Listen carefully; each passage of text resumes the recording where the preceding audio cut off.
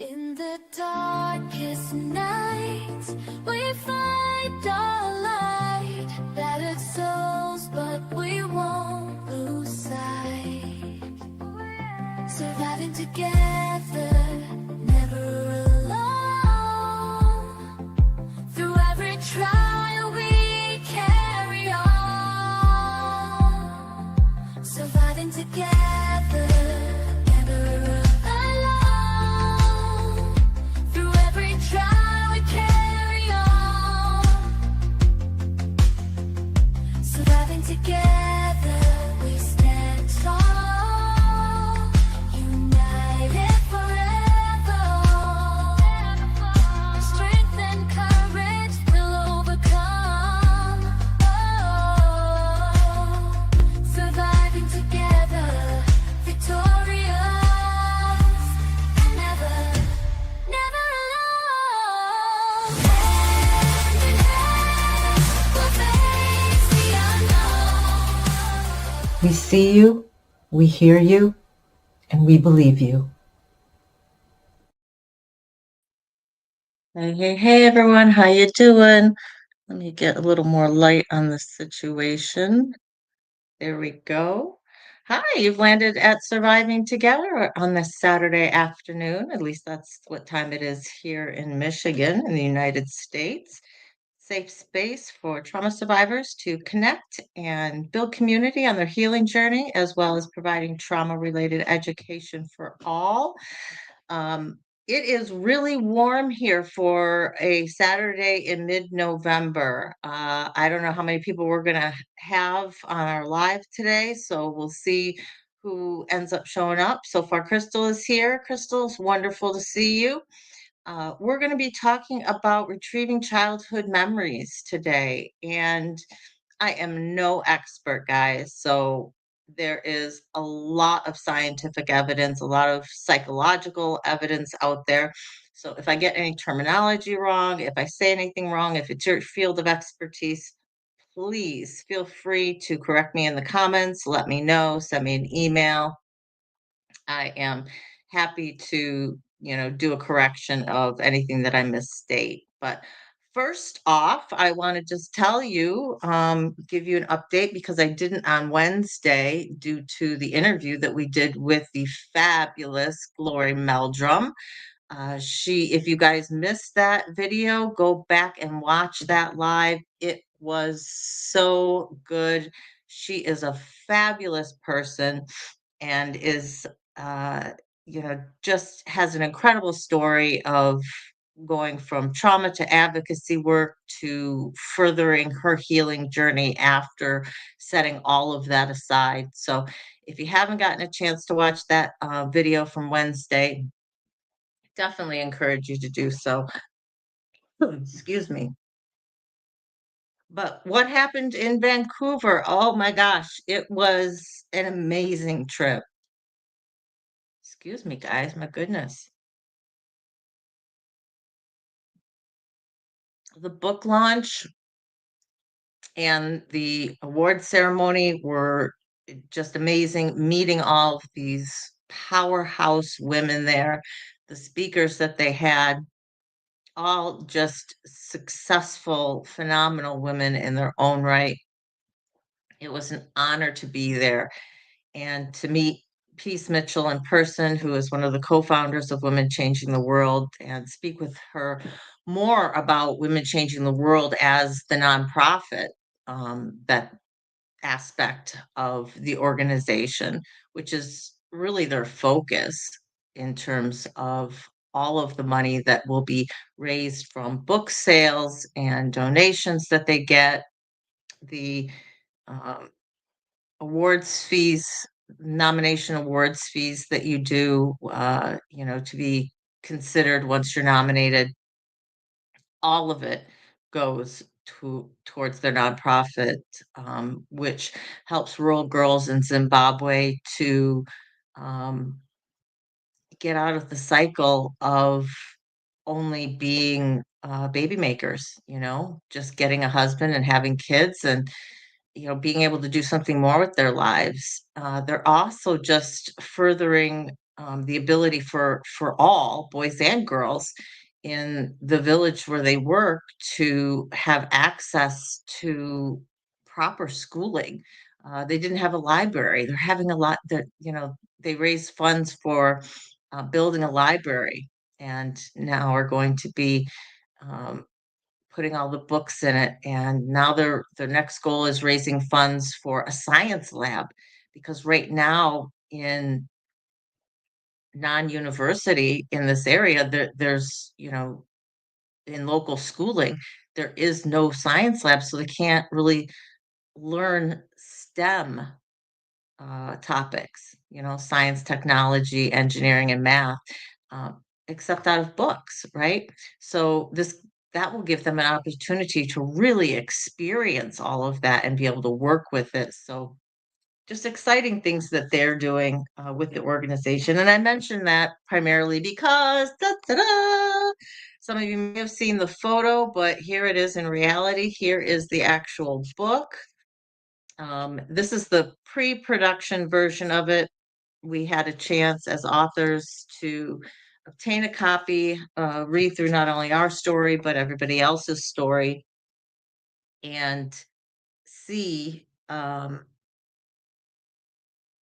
if there's, last minute, any last minute changes that needs to be made to our chapters. So that's why it's pre-production.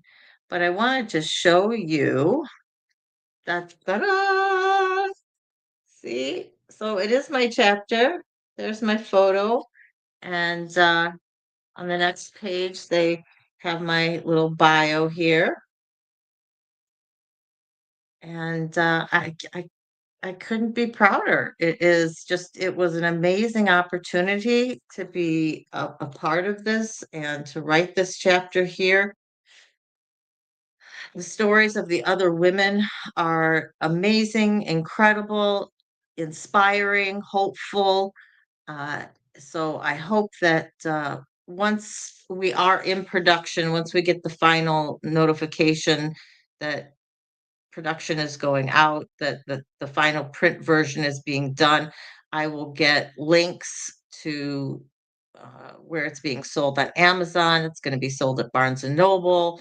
And I'm not sure where else Piece is going to be getting us all that information. So I will definitely be posting those links once I get there. I was able to get all of the authors who were there, plus Piece, signed my book, which is just wonderful. So even though this is pre-production, it is a copy that I will be keeping forever. So I don't know that I will do any more writing like this for publication in a book. It was a once in a lifetime opportunity at this point, and I loved it. I met so many women. One of the women who was really spearheading raising the money for the library. She's a middle school librarian in Chicago, and it was really her kids when she was talking about the village, and she was talking about what the people had there and what they didn't have. The kids were like, "What, they don't have a library?" Because they love their librarian. I mean, she's absolutely awesome, and I love her as well. And she's only in Chicago, and we definitely plan on visiting. We hit it off great. And it was the kids who spearheaded this and said, "Well, let's raise money. Let's get them a library." And just as Glory was speaking in her interview on Wednesday, that she's found that kids often are the starters of these initiatives in terms of saying, "Well, why not? Let's do it." And they're so giving. So it was a real moment where I certainly connected that with Glory and with what she was having to say and her experience with that. So we had that on Wednesday, or it was on a Thursday. And hey, Misha, stick around for a second because I have a comment that I want to make after I'm done that you need to hear. Um, So Friday I had a free day and just kind of explored Vancouver a little bit and went out for dinner and drinks that evening with a couple of people who were still in town. And one was from Chicago, one was from London. And I actually got these. These are coasters, guys. These are drink coasters from a place called the Library. And so it's by one of the university schools in Vancouver. And I just thought that they were so cool. They are wood, they are actual wood. So they just took a tree and sliced it and here we go. Um, as cool as they are, I then started having second thoughts and going, yeesh, we're kind of that's a lot of wood, right? That's a lot of wood for paper material and going, you know, where hmm, from an environmental standpoint, I guess is where I was going. Yeah, this is such a good idea, but they are really cute and cool. So, and the people I was with signed it. So so these are my little keepsakes from that. So we went there, and we also went to this other place and I had cider. I love hard cider. And they had a hard cider. It was an elderberry, so delish. And the glass they had was so cute, but beyond that, it actually had, Salt Springs on there, which is an island in, um, just outside Vancouver Island, because there's a whole bunch of islands that make up the area, and that's where the cider was made. So they had the place where it was made, the actual, brewery. And I said to the waitress, who was from Montreal, by the way, she had such a heavy French Montreal accent. It was almost hard to understand her. And I'm usually pretty good at understanding people with accents.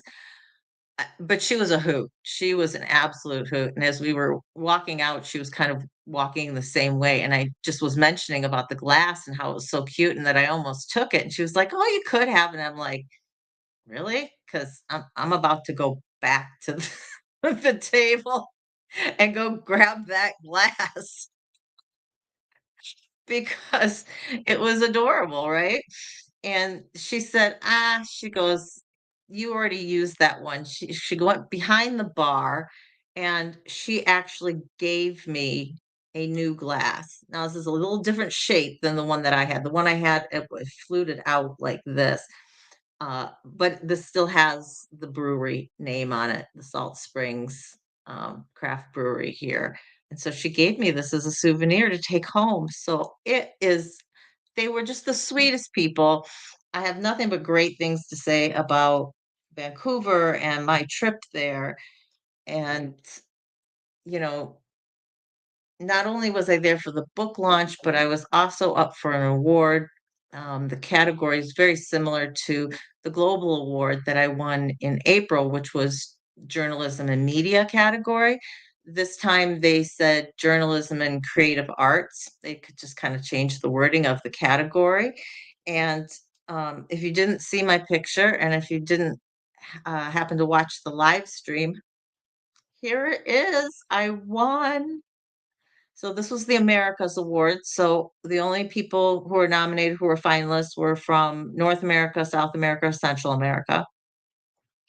And I do believe because I won this, I'm automatically entered as a finalist for the Global Awards, which will be in April or May. I can't remember which month, but they're going to be in Paris. So that's like, you know, definitely out of my league, but they'll be live streaming it again, so just like the ones that they had in London, I plan on joining by live stream, and some people have said to me, "Well, just fundraise, fundraise for the opportunity to be there and go to Paris and meet everybody who would be there because it's a much, much bigger, venue, a bigger event. There's a lot more people there." And I would love to. However, I'm already looking at doing GoFundMe 2.0 and bless Glory.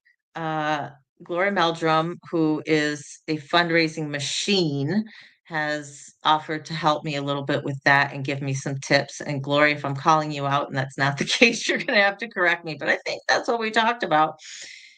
And the reason that I will be raising funds, and I will clarify this when I get clarification, but uh, I was invited to go to the library opening in Zimbabwe this summer. I I'm vibrating, guys. I'm like so excited at that possibility. Um, I don't have final numbers yet. It's probably going to be 5 or 6 thousand, I think, for like a 10-day trip. But I have not been back to Africa since I went my first time in '92, and I am just the potential to go again is, I'm like, "Ah!" And I was like, poo-pooing the idea a little bit because of the cost and everything. I was talking to my son just after the awards and when they told me about the trip and everything. He was hilarious. He's just like, "Well, I'm seeing a trip to Zimbabwe in your future," because he's just like, "It's gonna happen." And I I can only hope, right? I can only hope. So, if at the turn of the year, you guys start hearing me about doing GoFundMe 2.0 and I start begging you to share out my link again, that is why. Um, and there's a potential that by that time, I don't know if by that time, but there's a potential I'll be turning the channel into a nonprofit just for tax purposes. So when you donate to things like that, they can actually be tax deductions for you, right? So anything that would be donated to the channel could be taken as a tax deduction. Hey Eddie, how you doing? So glad you joined us today. We are so we're going to be talking about, so that's the Vancouver trip in a nutshell. I'm getting ahead of myself because I'm seeing Misha's name and I want to make sure to mention this. So today we're going to be talking about childhood memories, retrieving childhood memories. And I state it that way for a reason. And I'll get into that in just a second. But I do want to know, I just put up the thumbnail this morning for Wednesday's live. And I'm going to be interviewing a woman called Kimberly Miner, and she has been extremely active in the last 10 years or so in the trauma advocacy field, both uh, providing services directly to trauma survivors, as well as working for law changes. So doing the advocacy work for the legal system, and she works with survivors of sexual assault, domestic violence, and human trafficking. Um, and one of her goals and one of her purposes in terms of um, Misha, and this is why I said I wanted you to stick around because I think you're really going to be wanting to either be in the live on Wednesday if you can, or definitely rewatch the interview with her. Domestic cases where there's a domestic homicide is something that she is really passionate about, and changing laws to see that these types of cases are taken seriously and are prosecuted to the fullest extent of the law, and to get the laws to change in certain states to be able to have even stronger sentences um, for those types of cases. So I had a brief, I was only able to speak with her for about an hour yesterday, but I have put up her information in the video description so you can read all about read her bio, and I've got her LinkedIn so you can go over there and check her out. But we'll be interviewing her Wednesday. Really excited about that. It should be a really interesting uh, time speaking with her about not only her personal experience, because she's a survivor of sexual assault and domestic violence herself, a 10-year marriage, and then moving into advocacy work from there, and how that helped. So yeah, absolutely. I would connect with her, Misha, up on LinkedIn. She's just very open, very giving. She wants to help the world in this area. So definitely connect up with her, and tune in and hear what she has to say. Hey, Co-Train. Hey, Indigo. I'm glad both of you guys are here today. I've got to find my cursor again. There we go. Okay. Well, if I bounce all over a little bit, it's because I was kind of going one area. Let me start again because my brain is going squirrel, squirrel, squirrel today. Sorry about that, guys. I had one idea in my head when I first put this topic up like 2 weeks ago. And when I started doing more research on it, it kind of took me in a little bit different of a direction. So, what I'm going to be speaking about today is retrieving childhood memories. Uh, What does that entail? What are we talking about when we're talking about retrieving childhood memories? Well, in general, they fall into two main classifications: suppressed memories and repressed memories. Suppressed memories are those memories that we have consciously forgotten. We've pushed them aside. We made a decision not to think about them, and we forget about it because we we consciously just decided not to deal with it, right? Then there is the classification of repressed memories, which are those memories that are unconsciously forgotten. We didn't even know that they existed. We didn't have a memory to forget because the traumatic event was so overwhelming that our brain just dissociated. They just separated that memory from our consciousness, locked it away somewhere. And so often repressed memories are also called dissociative amnesia. So that's a clinical term. And repressed memories surface when there's some form of a trigger, which is going to cause them to be unlocked, the block removed, however you want to phrase it. Now, I am not here to say whether repressed memories exist or don't exist. I really just want to present you with all the evidence in this area about retrieving childhood memories, whether they're suppressed or whether they're repressed, and just kind of give you the overview of where the scientific community is at this time.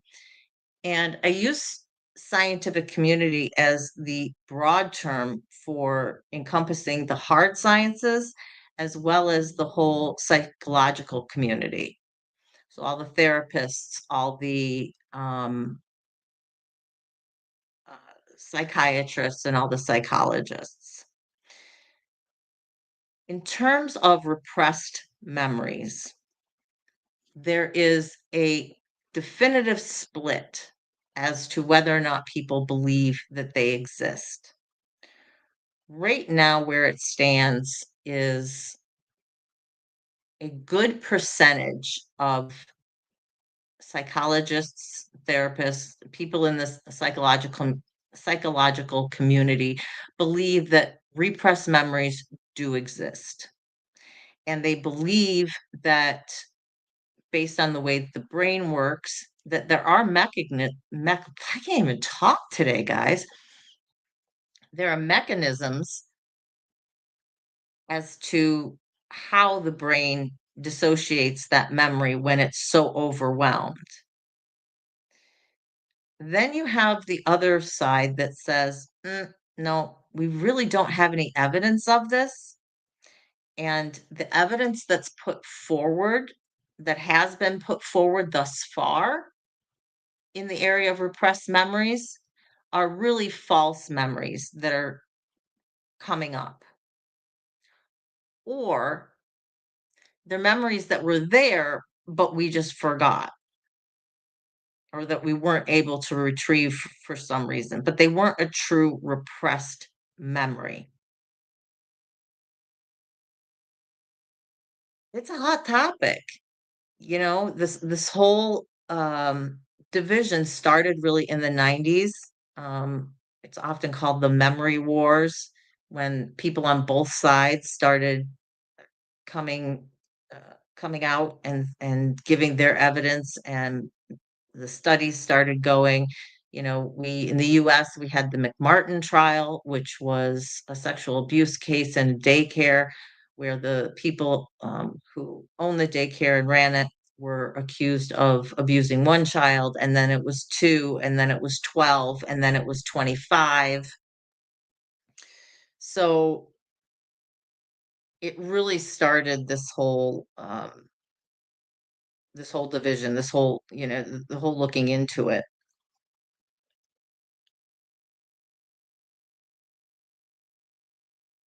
And so you've got people who have come down on both sides, and for what are we at, 35 years, that division has not closed.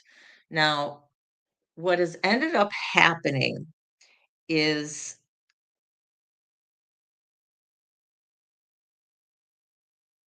most most everybody agrees that the memory is malleable, right? And so there is a definite caution that false memories can be implanted.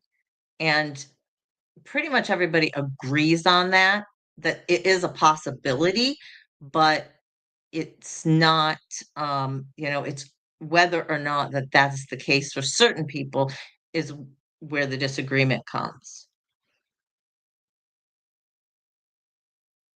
And I'm reading your comments as I'm going along, and Eddie, I am so sorry that you went through that time as a child. That is just awful.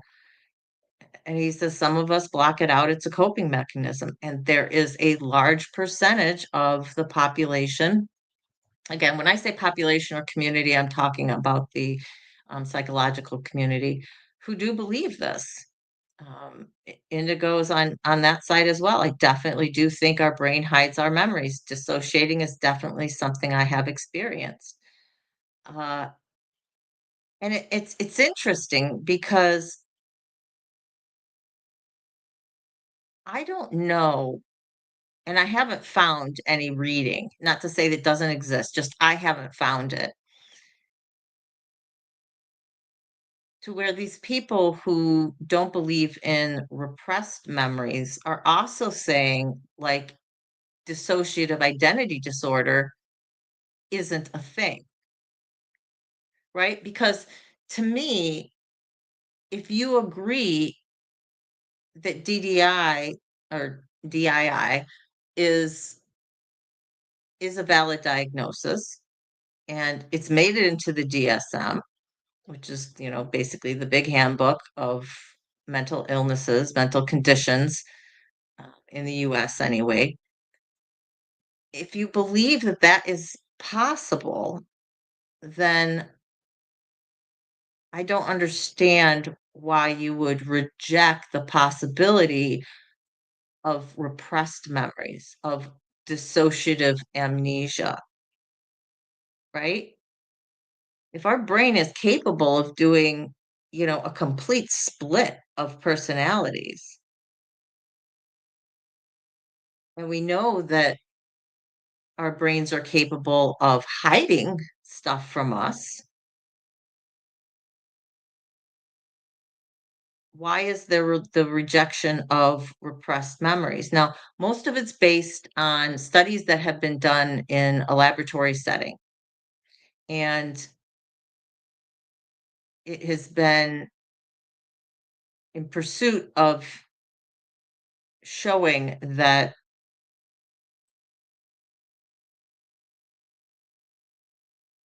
false memories are most likely raised. That it isn't a true repressed memory, that when you're trying to raise something that's a repressed memory, it usually is going to be a false memory. And that can be based on some internal belief of yourself. It can be based on an idea of the event you think happened. It can be based on um, suggestions within the questioning as to when the um, memory is being, trying to be brought to the surface. And I get that. I really do. I understand the skepticism, and I think it's healthy that we do have skepticism in regards to it. Uh, because there certainly are cases where people do have false memories. Hi, Deaudrey, how are you doing? Misha says, but what if we have no memories? Right. And that is the circumstance where we're talking about that would be repressed memories. They're there, but you have no idea that they're there, right? You've never had an awareness that they were there in the first place. So before I get into anything more on the repressed memory side, let's talk about the suppressed memory side and basically what I will call recovered memories.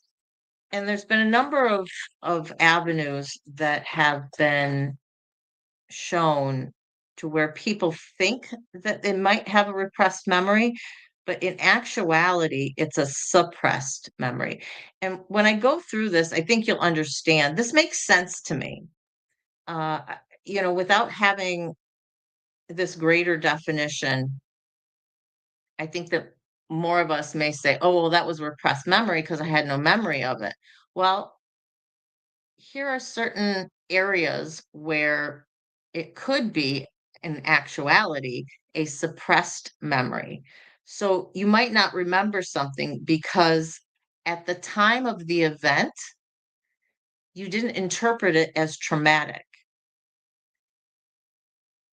And usually, this is the case where you're a young child, there's some sort of abuse going on, but you don't have a context to understand that this is abuse. You don't have the experience to know that something's sexual versus not sexual. So it's not that the memory itself didn't form, it's that you didn't classify it, you didn't identify it as a traumatic event or an abuse event. So when you remember it later, it's a recovered memory because the memory is there. The other situation is where the event is extremely traumatic, and we know that when we go through a traumatic event, our amygdala starts activating, which is that fight, flight, or freeze part, that lizard survival part of our brain.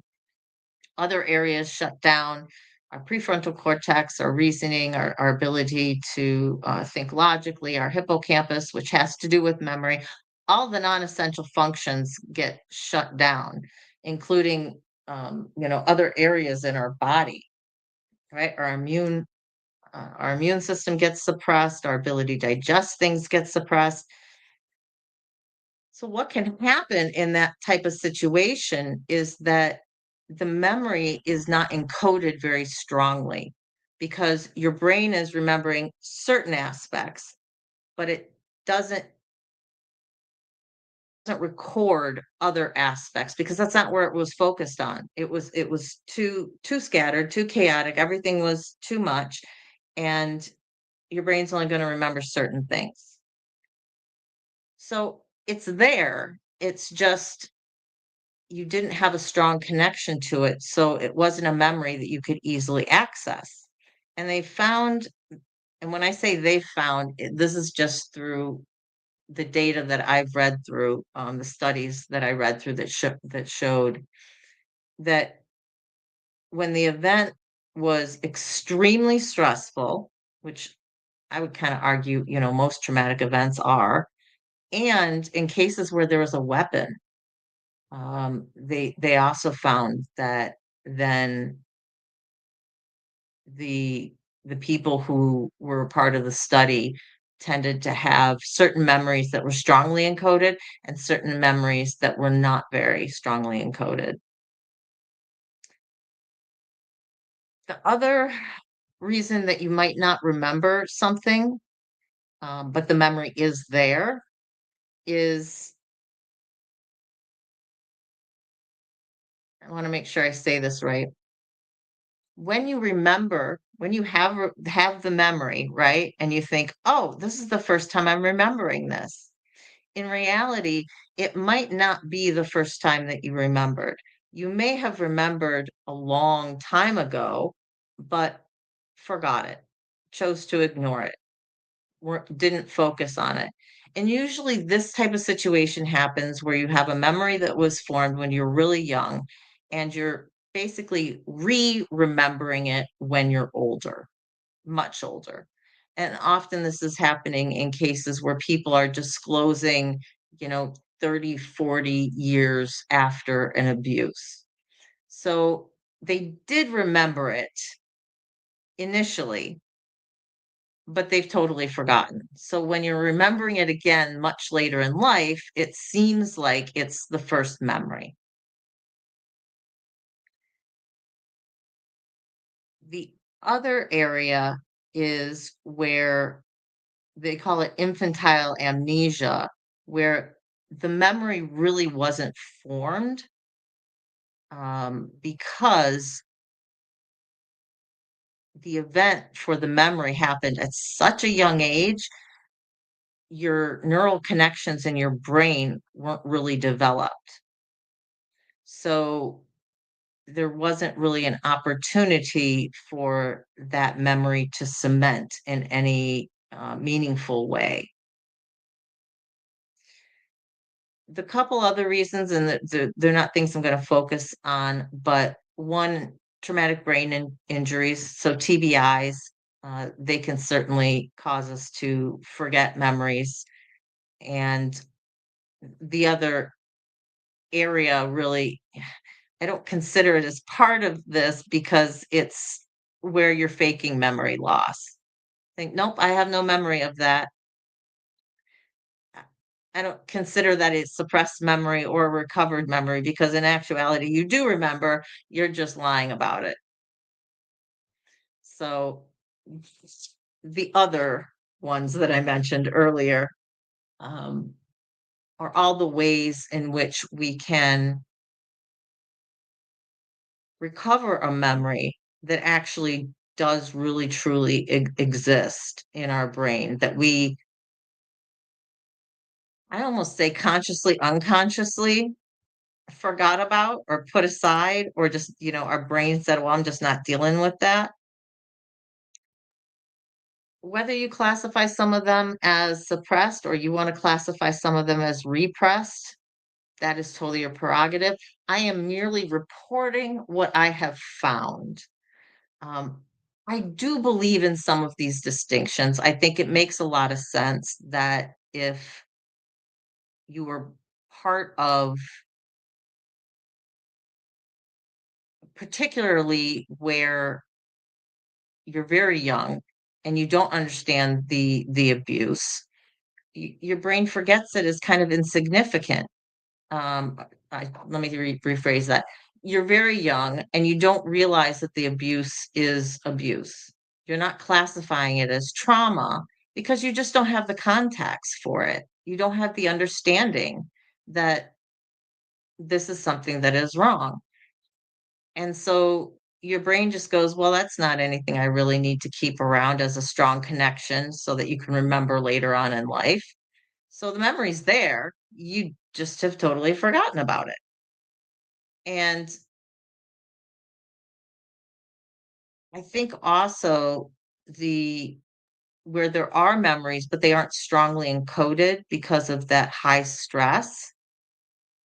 So they're there, but it's just that you can't easily access them because a strong connection wasn't made because of the high stress of the situation. And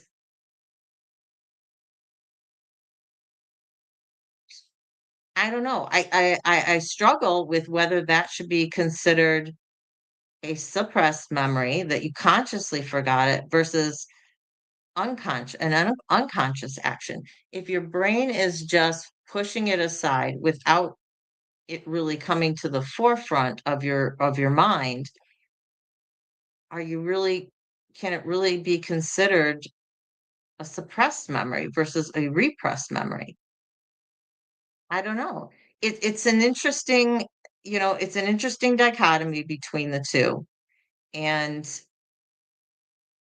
I will say that scientifically, from the hard science aspect, there is little evidence to support repressed memory. Caveat, we're learning more and more about how the brain works and what the workings of the brain mean every year, right? In the last 5 years, what we're able to say about about how the brain works and about activity, compare that to the previous 5 years, is incredibly significant. There's constantly being papers saying, okay, well, if this circumstance and that circumstance is there, the brain acts this way. The struggle sometimes then is to taking what's going on in the brain and being able to say it's doing that because of A, B, or C versus it being C, D, or E, right? So what I was able to find is there was a small study in 2019 and a little bit larger of a study in 2021. These were MRI studies, brain scans that were done of people who were remembering repressed memories. And then they had a control group where they had no abuse in their past and there was no issue of repressed memories. And what they found was in the people who had repressed memories, that there was an increase in amygdala activity, which is our survival brain, that lizard part. And there's a decrease in the prefrontal cortex, which is that rational thought, ability to think, our executive decision making. And there was a lot of criticism of this to say, well, you can't say that just because there's that sort of activity that's correlating to these repressed memories. So what they did is they plugged all their information from the control group and from uh, the memory group, I'll call them, into AI and said, okay, AI, what do you make of this? What do you think? And the results that AI came back with supported their conclusions that yes, what is going on in the brain scans is evidence of repressed memories. Now, obviously, that can only be as good as the information that's getting put into the program in the first place, right? So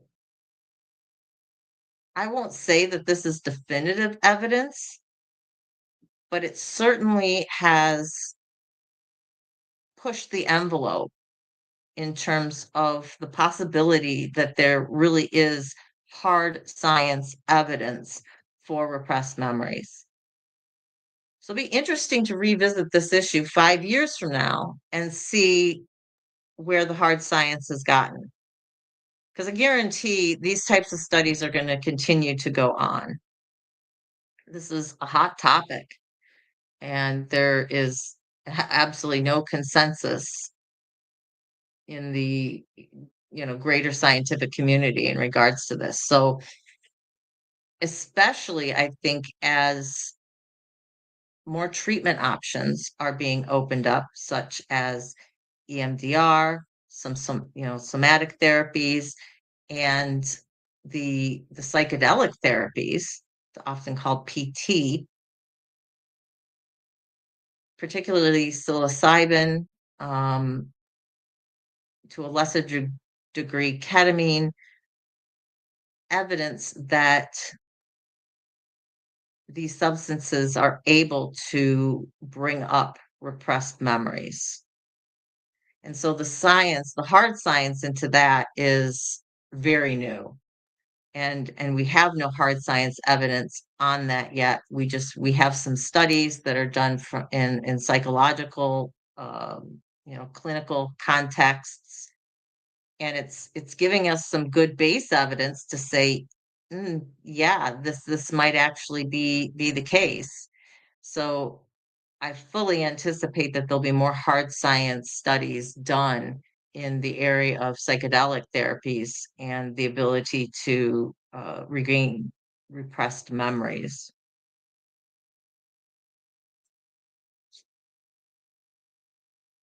One thing that, as I stated earlier, that most people agree on. Before I state that, actually, I want to mention that most of the reports that talk about people and repressed memories, where they've been able to show with um, corroborating evidence that yes, this repressed memory did occur, that memory was brought about in a non-clinical setting, meaning the person was going about their everyday life and something happened to trigger that memory, whether it was a smell, whether it was somebody mentioning the name of the perpetrator, whether it was being back at a place that either was the source of the abuse or reminded them of it. There was, something triggered that memory and brought it about, and people were then able to corroborate, yes, this did happen based on other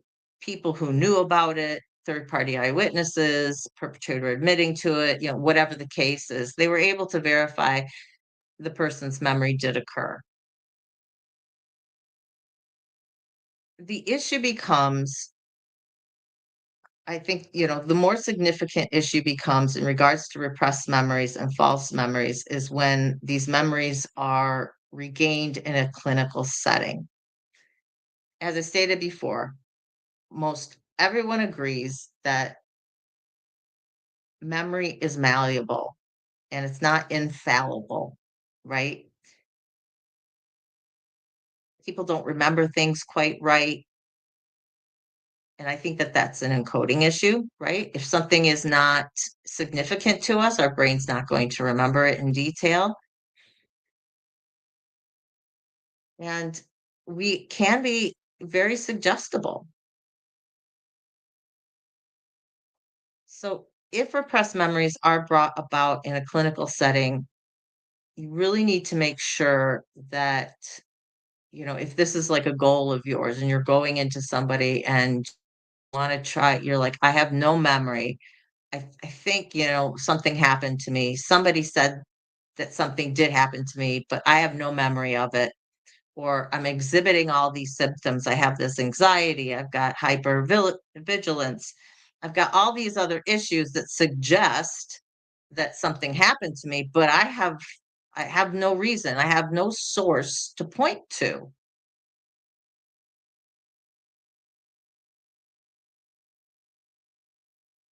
Crystal says, so if you have a new memory come up while in therapy, it's not real. No, that's not what I'm saying. Absolutely not what I'm saying. It 100% can be real. What I'm saying is there is a danger that it can't be real, or there's a danger that it might not be real. And the evidence suggests that it has a lot to do with the therapist. You want to make sure that you have a therapist who is trained in traumatic memory and in traumatic memory recovery. And one of the central themes that they found in memories that they've then been able to prove as false when these have been brought up, it's been because of the therapist. And they may not even know that they're asking questions in a way that could be suggestive, right? It it has to do with,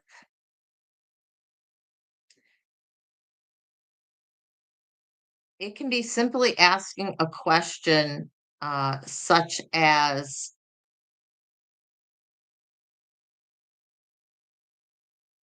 tell me about what was going on in this period of life around your repressed memories. Now, in that statement, which seems very innocuous on its surface, that therapist is implicitly stating something happened to you and you've repressed it. Now, why a therapist, I do believe it is their duty to listen to their clients, to believe their clients, especially in situations of trauma. I do believe we need to be careful when we're talking about issues of repressed memories, where somebody has no memory of abuse. Not like we're talking about, I know abuse happened, I just can't remember the specifics of what happened. That's not the situation that I'm talking about. I'm talking about where you have no clue that anything bad ever happened. Okay. You just have all these symptoms, and all those symptoms point to some traumatic event being the source. It's that sort of situation that I'm stating that we need to be careful. Uh, the therapist needs to be very careful in how they're going about the questioning. It needs to be very open-ended questioning. It needs to be, almost like you're doing a forensic exam where you do not want to be implicitly or explicitly giving any suggestion to the person as to what did or did not happen. And that's difficult. And so there are guidelines for therapists to follow in regards to this, but not everybody does. And I did my research for this. I did a lot of reading, where there were studies done of therapists and how they approach the situation and what they say. And there was a population who thought that they were doing nothing wrong, but when they looked at the questions that they would ask, there was implicit leading within those questions. So I understand the skepticism behind repressed memories. I also understand the need to be very careful in how we go about helping somebody retrieve those memories. I also want to say that, me personally, I do fall on the side that you don't need to retrieve all of your memories in order to heal from trauma. That there are methods, techniques that we can use to effectively deal with the trauma effects and not suffer from them anymore. So I don't want anyone out there to think, well, I can't heal if I don't know absolutely everything that happened. There are some in the psychological world who think that, you need to bring up all your memories so that you have the complete source of it so that you can heal totally. Then there's a good point of the population that says, no, that's not really necessary. I fall in the latter category. And the reason that I do mainly is from personal experience, right? I've shared with you, and I've made no bones about it, my earliest memories of abuse. I can't quite remember the bad stuff, right? I just have snippets of stuff that happened, but I can't put a picture together. I don't remember the actual bad act, but I remember feeling ucky. I remember having nightmares afterwards. I remember being scared to death of having something put in my face afterwards. I have a vague sense that a pillow was put in front of my face, or possibly it could have been a hand because I was 4, so my face is this big, and adult hands like that big, right? But something of that nature, and still today I don't like it. I, I don't like things hanging in my face. It really bothers me. So often you'll see me doing this, and some people are like, "Oh, quit messing with your hair." Well, I like having my hair down because I like how it looks on camera, but guys, I can't have it messing in my face. That's one of my quirks. So I definitely fall on the side that you don't need all of your memories in order to heal from them. And I know I spent a lot of time talking, and you guys were, and so I think some people have popped in and popped out, and you've had a lot of great comments. So before I get to my final point, which is actually what brought this whole thing about, the study that was done that spurred me into this whole research mode. Before I get to that, I want to go back and see who is here, and you may not still be here, but I want to say hi anyway. So good afternoon to Joe Della, Spend, ALV. So glad all of you dropped by. DeAudrey Gore, I'm not sure if I said hi to you earlier.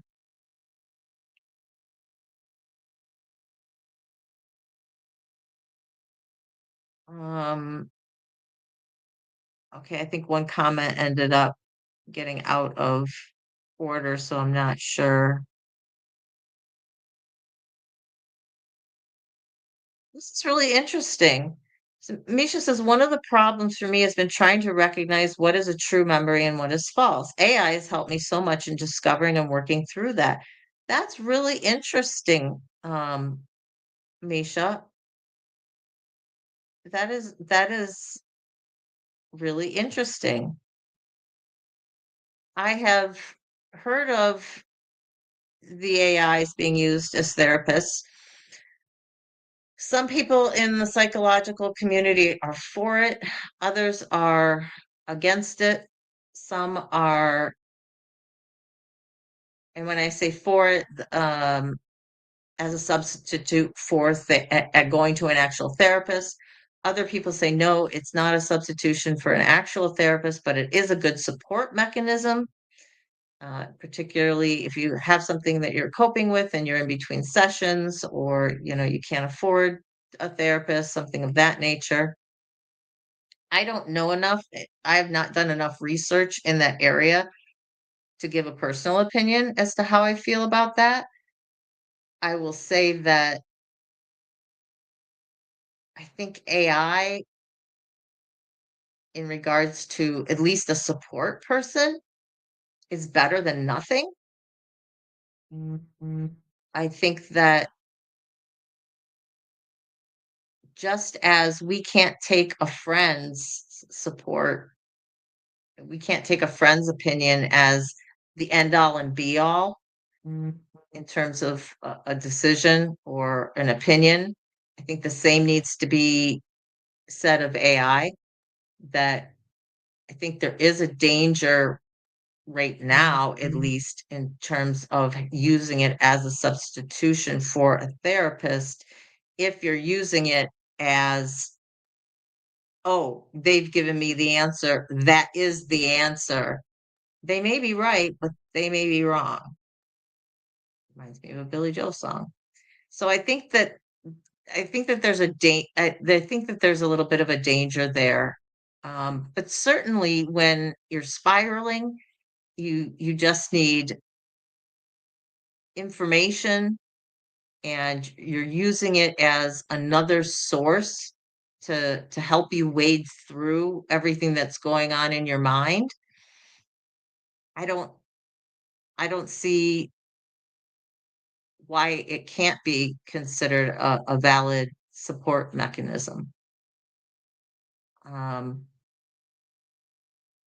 so that's just kind of my off the cuff thinking in regards to it. Misha follows up and says, just have to be very careful and realize that AI does make mistakes 100%. Remember, it's not a human. I really do not recommend it for most people. However, I have no money to pay for therapy, so develop my own. Exactly. And Misha, I think you're exactly aligned with what I'm saying. You know, there are people out there who just don't have other options, right? And I fully get it 100%. Um, yeah, it's, at this point, I think we need to be careful in terms of taking anything that they have to say as an end all and be all. And really, I mean, the same is going to go for your therapist as well. Uh, so I don't have any expertise from having done research to see where that'd be an interesting topic to cover. AI is a substitute for therapists. Where is the research right now? What is the scientific community thinking in regards to how valid it is and how accurate it is in terms of being able to help? But hang on, I got to write that down. 'Cause as I was doing this, another issue popped into my brain that I had wanted to cover, which I'm probably going to be doing next Saturday, and it has to do with sentences, length of sentences for sexual assaults around the world. Because some cases came up that kind of brought this to my attention, and recidivism rates, which I want to just kind of throw in there. And with everything, stats aren't all that great, and then usually not all that current. So we'll probably be dealing with some outdated information, but it can get the conversation, going. Indigo says, I think human connection in therapy is important. I think that AI can help you organize your thoughts, but it doesn't replace the experience and training needed by people therapists. And Misha says, yes, that's what I was trying to say. Definitely not um, a know-all.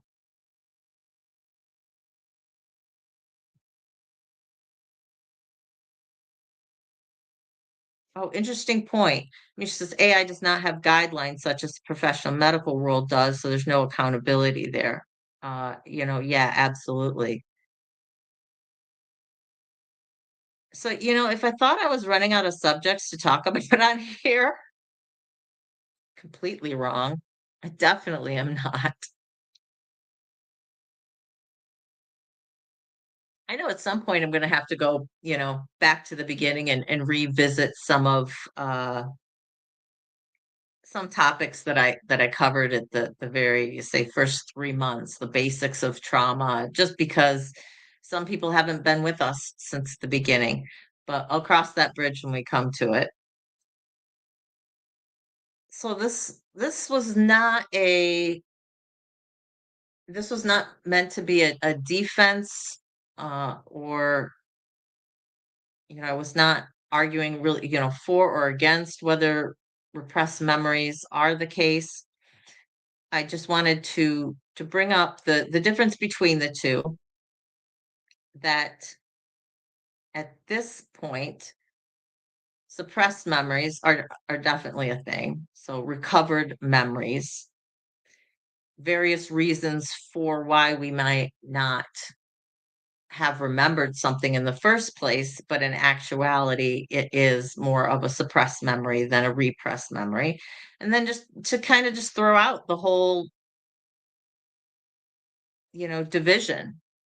about repressed memories and the hard science that is starting to be done in that area that is, at least at this point, indicating that, yeah, we may be finding the actual hard science, meaning, the brain activity. We may be able to pinpoint the underlying structures that cause repressed memories, or validate the fact that repressed memories can exist. Now, why did I go into this whole thing in the first place? Well, it has to do with a study that was done and was published last month from a university in England. And this doesn't have to do specifically with traumatic injuries or traumatic memories.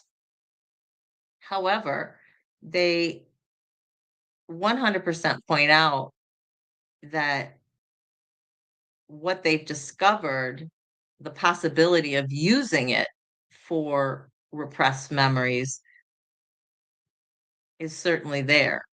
Whether it will end up being effective as a tool, don't know. So, what was discovered? I'm going to share my screen with you in just a second. So, they did an experiment, and again, it was a very small study experiment that they did. It was only 50 people, and they used what they call effacement illusion. So, this is a technique where they took AI and digital filters and made your face look younger. And it wasn't a static image. So as your younger face, you're looking at the computer screen, and you can move your head left and right and up and down, and do all make different faces, and they're all going to show up as that younger child. So you're looking at yourself as your younger child. So if they regressed me back to the age of 5, I'm looking at my 5-year-old self, and I'm making facial expressions that would be on my 5-year-old self. And they found that people who, before they did this, could not remember, they asked them, you know, tell me everything about, I don't know, your trip to Disneyland when you were 5. And they gave everything that they could remember about it. And then they did this sort of experiment with this effacement illusion, and the people were able to remember a lot more. So, what they got out of this is, by putting yourself in the position of when you were younger, looking at yourself when you're younger, being able to move, being able to make all those facial expressions, you were able to unlock those memories that you were able to reach those memories that you couldn't ordinarily reach. So I want to show you, it's kind of, because the one of the lead researcher used himself in this picture. It's kind of a funny picture. But as to what this looked like.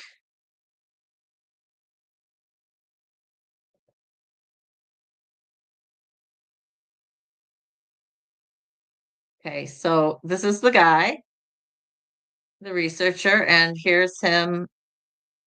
I don't know, he looks to be maybe 10 or so in this picture.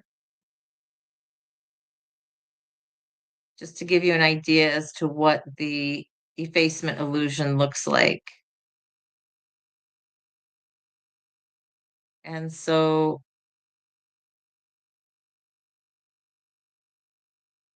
yeah, they said these findings shed new light on the link between bodily awareness and memory retrieval. The results could eventually lead to new methods for accessing long forgotten memories, including those from childhood amnesia.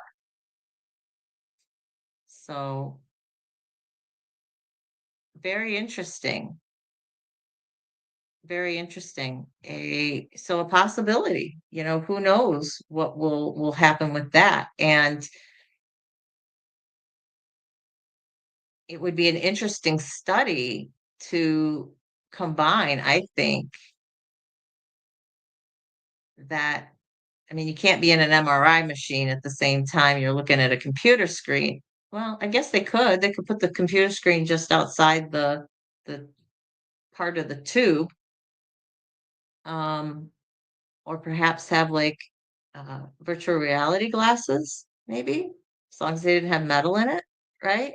That you could be wearing. Be able to do the MRI scans at the same time you're looking at your younger self and see. That would be really interesting. So I don't know, maybe that's going to be like a next step, next generation study. Crystals, how much of that would be admissible in court, though? That's a whole nother ball game. Um, I specifically left out like repressed memories and their admissibility in court because um, you have to deal with because of the legalities of it. You know, what country are you dealing with? They all have their individual, bases for adopting scientific proof into court. And so there's a real big debate as to whether or not repressed memories can be trusted and are allowed in court. Um, and so that's a whole nother ball game.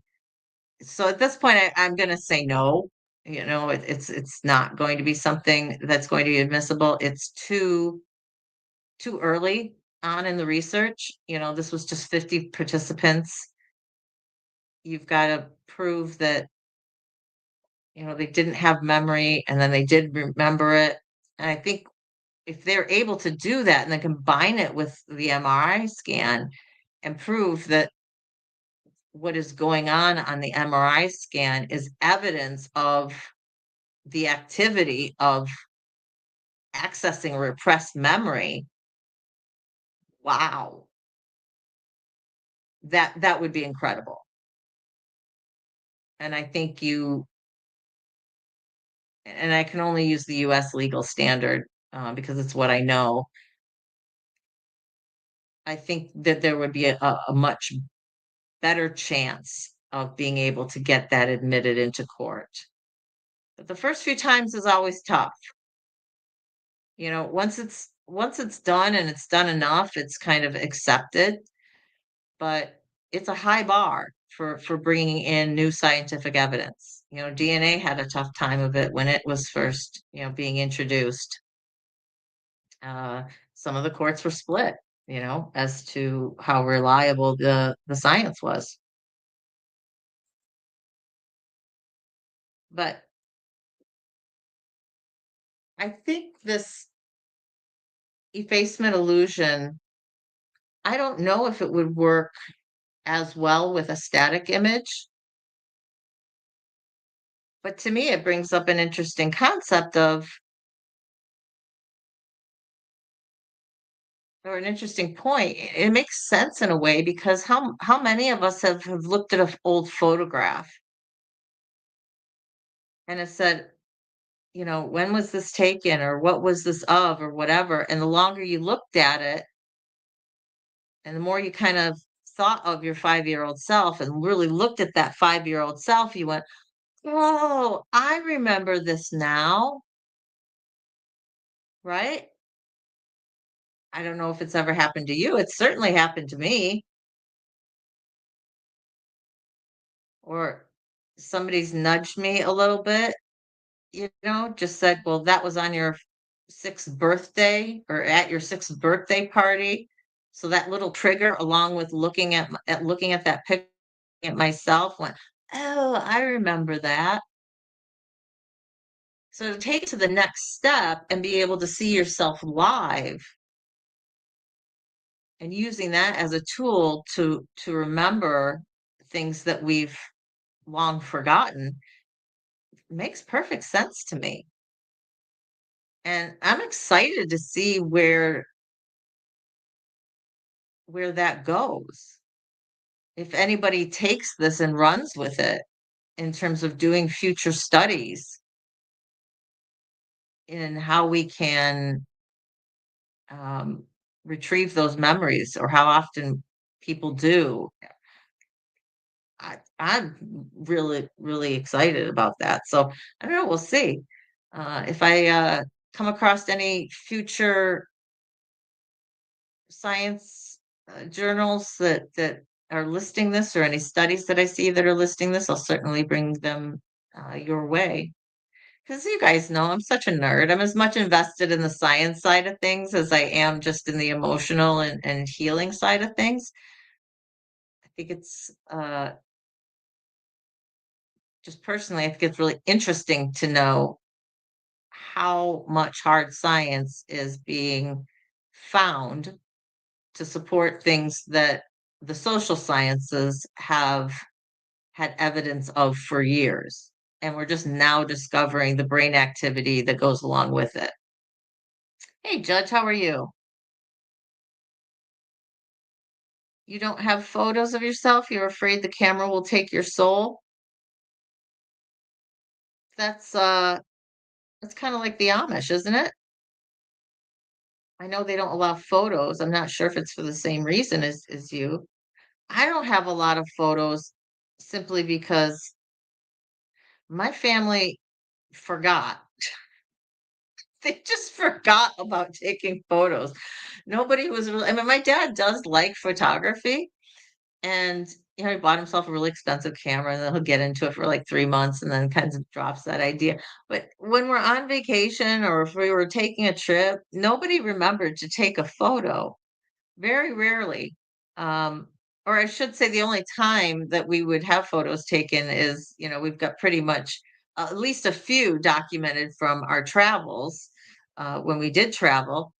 And the first day of maybe a birthday and the first day of school occasionally, but not like parents these days. Like since millennials on, do not have hundreds of photos of just everyday life. Like, I know some people they take pictures of their kids all day long, every day. And my poor son does not have so much of that. He has more than if he was raised solely by me, just because spending time so much time with his grandparents, they thought about it more. So thank you, mom and dad, for taking pictures of my child, because I just, was trying to live well, I was trying to piece myself back together, right?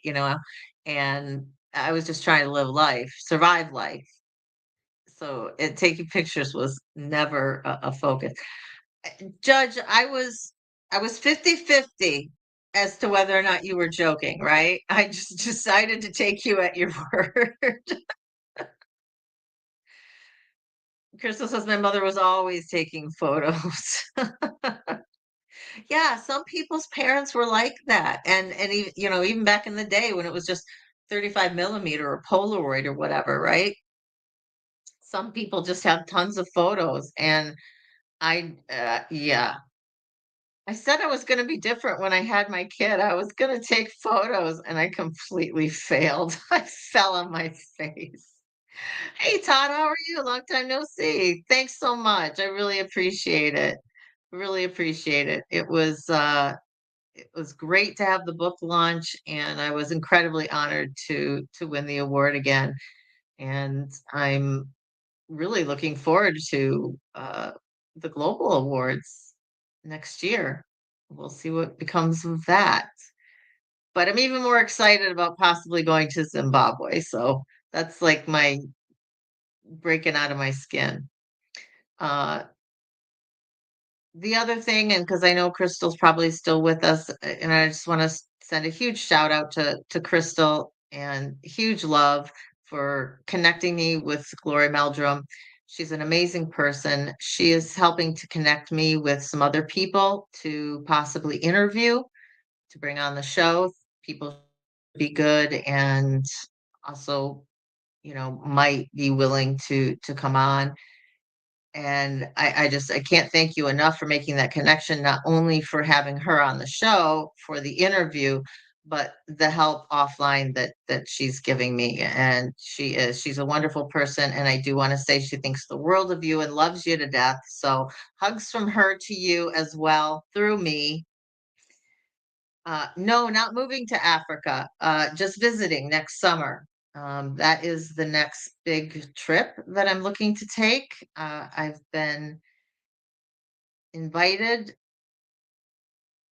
through a third party, but in front of the organizer, to go to the village that the proceeds of Women Changing the World help. And they're in Zimbabwe. So that is where I would be going in June or July. I think they're looking more at July.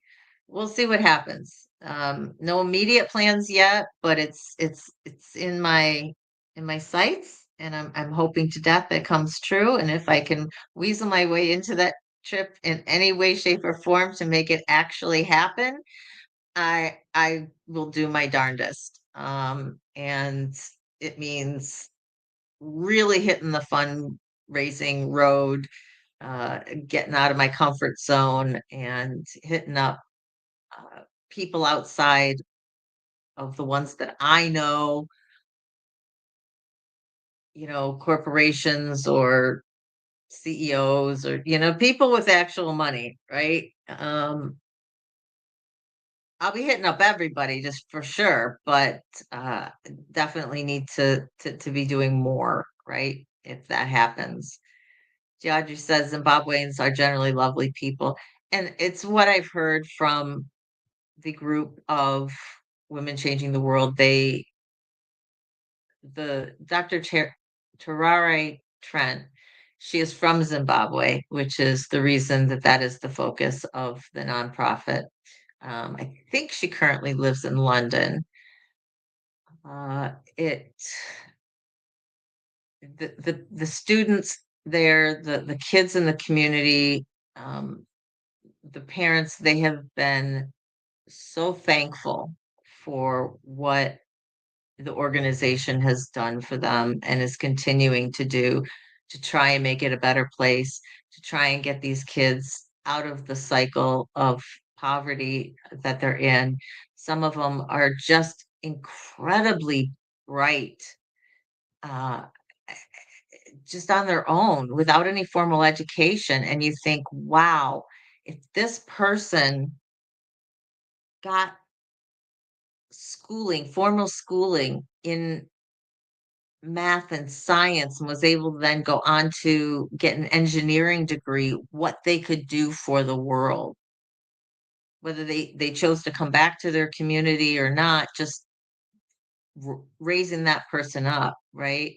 I, the stories of some of the kids that they've told from the area are just incredibly inspiring. And how they make do with so little. So I'm really excited about potentially doing that. Good, Crystal. Yeah, it's awesome that Gloria and I connected. So if you haven't seen Wednesday's live, definitely go see the interview that I did with uh, Glory Meldrum. Her story, I titled it From Victim to Warrior, her story through trauma, through advocacy, and through healing. And she is in an absolute phenomenal place right now. All right, Misha, you have a great day. Oh, you're starting live streams for Village Meet again. Oh, interesting, for the holidays. Okay. I have no idea what my holiday schedule is looking like right now, but I will keep an eye out and send me email if you have something concrete set up, and I will definitely see what I can do to help out during that time. I know we did that last year, and it was a huge success, at least from what I heard, and all of the people who were thankful that somebody was on during that time. Oh, you're welcome. So yeah, we're getting on an hour and a half now. So about time I hit it as well. I'm gonna have to think about dinner, and I got to think about doing a little bit more regular day work actually here today yet. So yeah, I'll remind you Wednesday at 6 p.m. Eastern. The live will be an interview with Gloria Miner. Again, she is a sexual assault and domestic violence survivor who has turned that pain into purpose and is now doing advocacy work for uh, those survivors as well as human trafficking survivors, in addition to doing work to change the laws in regards to domestic violence. And I'm not sure if it's in the regards to the other areas or not. That'll be something we'll have to ask her. That should be a great interview. So that'll be at 6 p.m. I know we'll go for probably at least the full hour. I think I have an appointment afterwards with some people with Women Changing the World organization. So I'm not sure if we're going to be ending right at 7 or if I can go over a little bit, but we'll see. You're welcome, Crystal. I'm glad that you were with us today and could connect with everybody. And thank you to everybody who was here and who stopped in. This is a this was a really interesting issue for me to kind of just, bring up and throw out.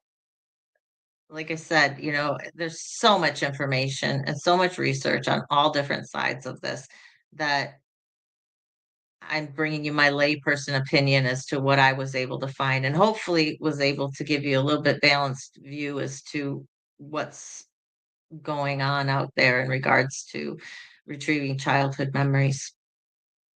So with that, I will leave you and say that please remember you are worthy, you are valuable, and you are loved just the way you are for who you are. So hugs and love from me. Mwah.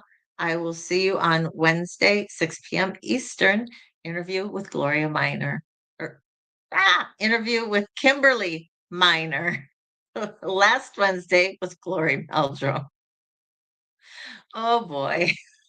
Surviving together, never alone. Have a good one, guys.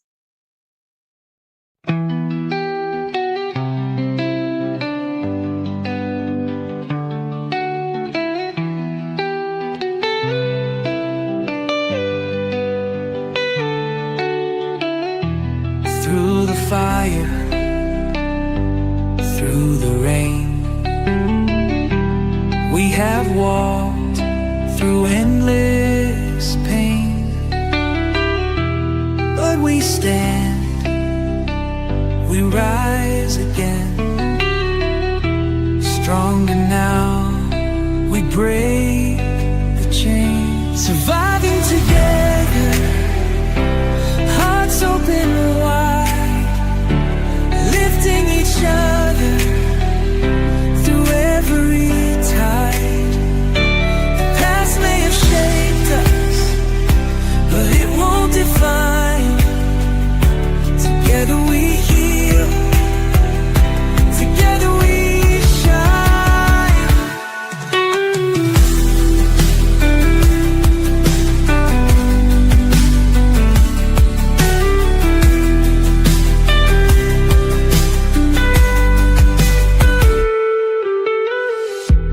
Every tear,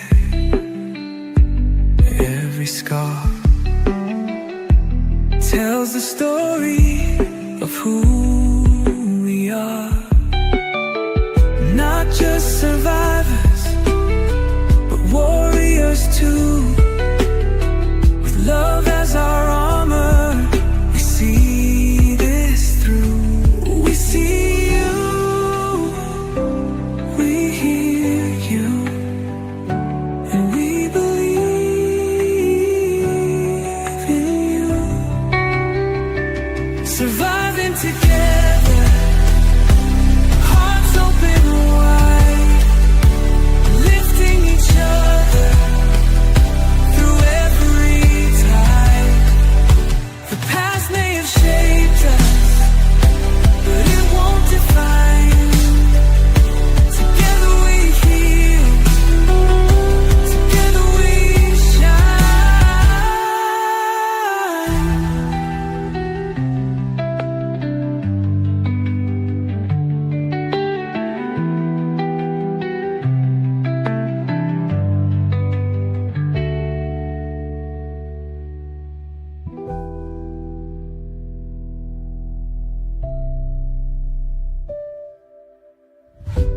We see you, we hear